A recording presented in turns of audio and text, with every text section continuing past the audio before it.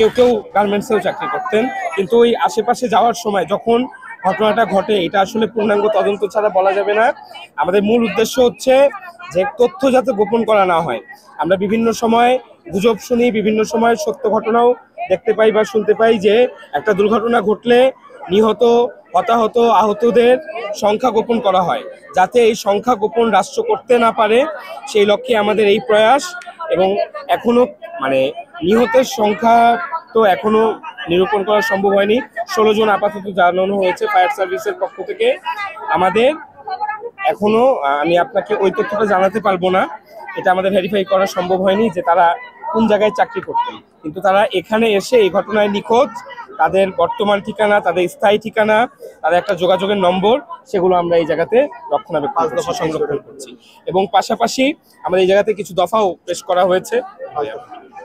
আমরা আমাদের পার্টির পক্ষ থেকে, অর্থাৎ এনসিপি জাতীয় নাগরিক পার্টি, আমাদের যুবশক্তি এবং আমাদের শ্রমিক উইং এবং আমাদের গণতান্ত্রিক ছাত্র সংসদের পক্ষ থেকে আমরা 5 দফা দাবি দিয়েছি। আমাদের দফা নাম্বার 1 হচ্ছে নিখোঁজদের সঠিক তথ্য রাষ্ট্রকে দিতে হবে একদম সুনিশ্চিতভাবে, এবং আহত যারা হয়েছে তাদের স্বাস্থ্যসেবা এবং চিকিৎসা সুনিশ্চিত করতে হবে। এবং দফা 3, নিহতদের স্বজনদের 1 কোটি টাকা ক্ষতিপূরণ দিতে হবে রাষ্ট্রীয়ভাবে।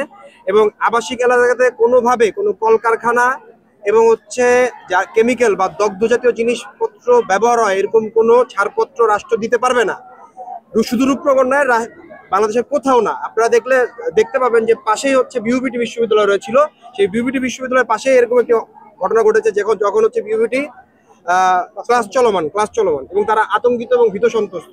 এবং আমাদের দফা 5 হচ্ছে বিউবিটি ও আবাসিক এলাকাতে সকল প্রকার কলকারখানা এখান থেকে সরিয়ে নিয়ে ইপিজেড কিংবা ইন্ডাস্ট্রিয়াল কোনো জোনে স্থাপন করতে হবে, যেখানেই বস্তি সেখানেই কম দামে শ্রমিক পেশ কলকারখানা গড়ে ওঠার যে অপরাজনীতি, সেই অপরাজনীতির যে বেড়িবাঁধ, সেই বেড়িবাঁধকে ভেঙে দেওয়ার জন্য এনসিপি তীব্র আহ্বান জানাচ্ছে রাষ্ট্রকে।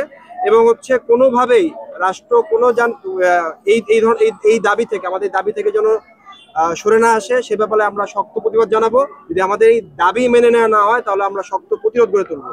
আপনাদের অসংখ্য ধন্যবাদ যে আপনারা এসেছেন।